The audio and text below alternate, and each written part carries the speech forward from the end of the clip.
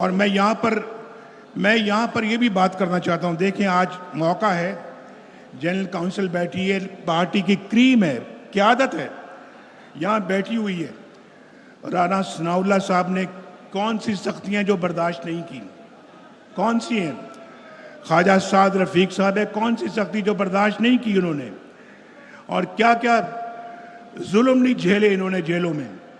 हनीफ अब्बासी साहब हैं, इसहाक डार साहब हैं, आसन इकबाल हैं, ख्वाजा आसिफ हैं, और फिर हमारे एक दोस्त शाहिद खाकान अब्बासी भी हैं, जिन्होंने बड़ी मुसीबतें झेली हैं। 1999 में मेरे साथ जेलें काटी हैं, कभी उन्होंने उफ तक नहीं की, बड़ी बहादुरी के साथ काटी हैं। फिर उसके बाद ख्वाजा सलमान रफ़ीक हैं, तलाल चौधरी हैं, मियाँ जावेद लतीफ़ हैं, निहाल हाशमी हैं, आहद चीमा है, और मेरा छोटा सा भतीजा है यूसुफ अब्बास शरीफ, उसने भी इस उम्र में जेलें काटी हैं। अगर मैंने किसी का नाम नहीं लिया तो मैं माजरत चाहता हूँ, क्योंकि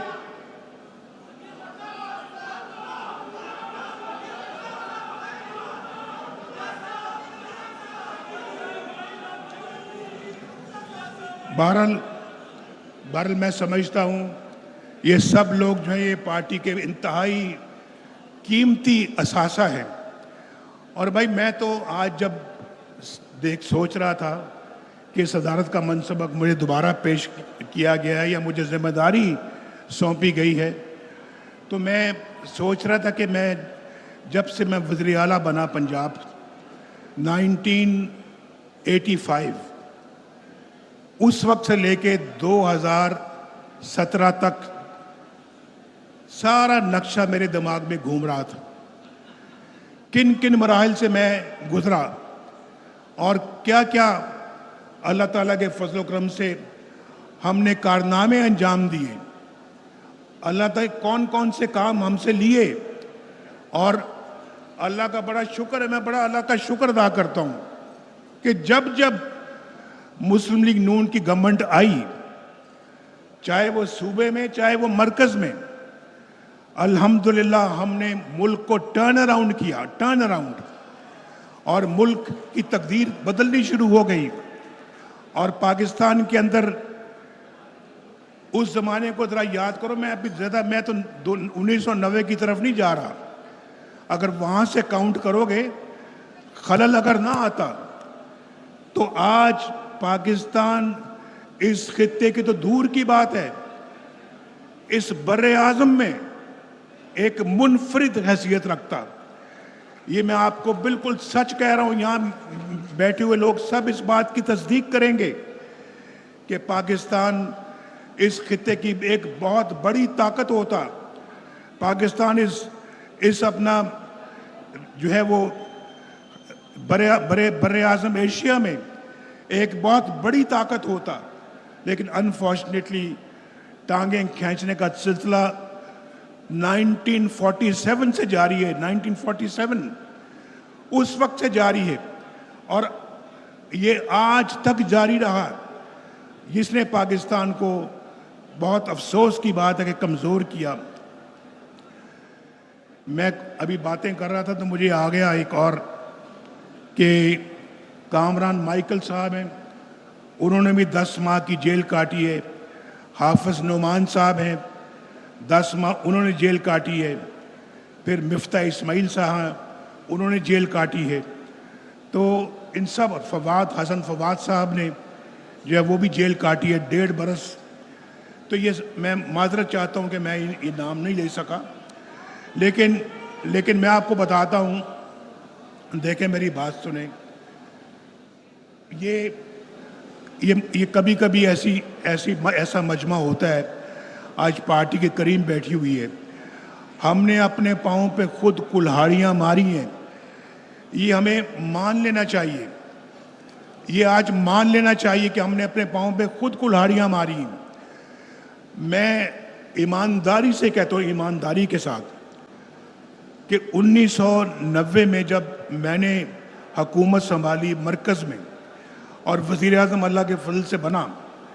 अगर खलल ना आता, बीच में टांगें खींचने वाले लोग ना आते, आज पाकिस्तान में गुर्बत नाम की कोई चीज ना होती, गुर्बत नाम की कोई चीज ना होती, बेरोजगारी नाम की कोई चीज ना होती। आज पाकिस्तान खुशहाल तरीन मुल्क होता। आज डॉलर भी मेरे ज़माने में 104 पे था, मैं उसी की बात करूंगा, मैं आज की बात नहीं करता, या 6 महीने या साल 2 साल पहले की बात नहीं करता। मेरे ज़माने में 104 था। आप यकीन करें कि 104 पर भी ना डॉलर पहुंचता। डॉलर आज भी कहीं 50 रुपए के लगभग होता। ये मैं बिल्कुल ठीक कह रहा हूं।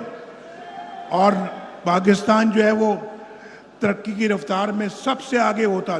ज़रा मुलाहिजा फरमाएं, मैं 1990 में नहीं जा रहा, अगर मैं जाऊंगा तो बहुत कुछ कहना पड़ेगा। 2017 में आ जाए, मैं बताता हूं, कौम को भी पता लगना चाहिए। हमारी कौम की याददाश्त कमज़ोर है, कमज़ोर है, ये नहीं समझती किसी इसने क्या किया और ये शख्स क्या कर गया है, उसने क्या और इसने क्या तबाही की है। आटा मैं 35 रुपए छोड़कर गया था, मैं फिर दोबारा गिनवा देता हूं क्योंकि सबकी याददाश्त कमज़ोर होती है। रोटी 4 रुपए की थी, चीनी 50 रुपए की थी, पेट्रोल 65 रुपए लीटर था, डॉलर 104 का था, सोना 50,000 रुपए तोला था, सब्जियां 10-10 रुपए किलो मिलती थी, बेरोजगारी का खात्मा हो रहा था। हमारे हाथ में कोई कशकोल नहीं था, कोई कशकोल नहीं था। यकीन माने कभी कशकोल लेकर हम नहीं गए कि हमें इतने पैसे दे दो, हमें इतना इमदाद दे दो, हमें इतनी ग्रांट दे दो, कभी नहीं। अपने जोरे बाजू पे सारे काम किए, अल्हम्दुलिल्लाह, अपने वसाइल से सारे काम किए। दहशत गर्दी का खात्मा जैसे पूछ चुके हैं वो आसन इकबाल साहब, हमने किया। हमने कराची का अमन हमने बहाल किया, मोटरवेज पाकिस्तान में हमने बनाई है, हमने। आज जरा कोई बता देना यार, आप भी बैठे हैं यहाँ पे, 1947 से लेके 2024 तक किसी ने कोई मोटरवे बनाई है?